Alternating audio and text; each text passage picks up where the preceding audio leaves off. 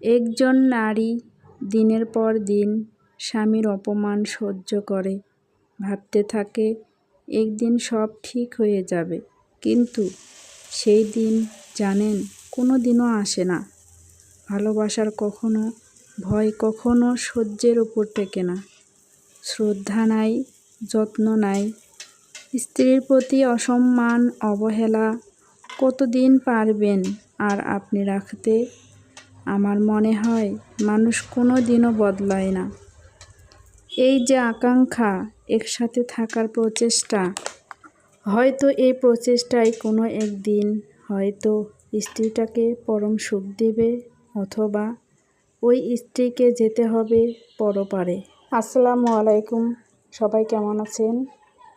আমি আল্লাহর রহমতে সুস্থ আছি। দোয়া করবেন আমাদের জন্য, আমার সন্তানদের জন্য। আজকে আমি ভেলপুরি বানাবো।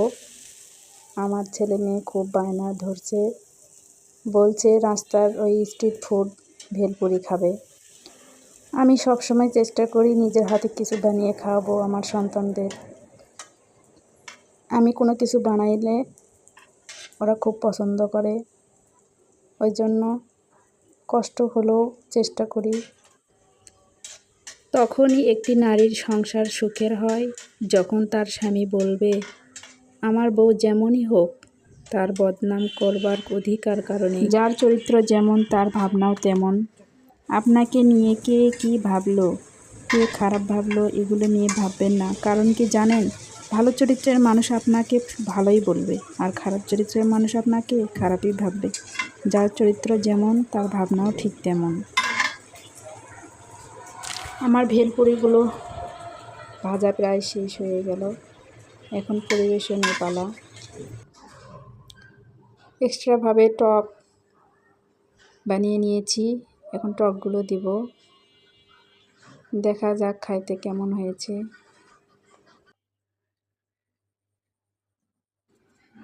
আপনারা কি জানেন, সফলতা পেতে গেলে জীবনে অনেক ধৈর্য আর অপমান সহ্য করতে হবে। ভিডিওটি দেখার জন্য আপনাদের সবাইকে ধন্যবাদ। সবাই আল্লাহর রহমতে সুস্থ থাকুন।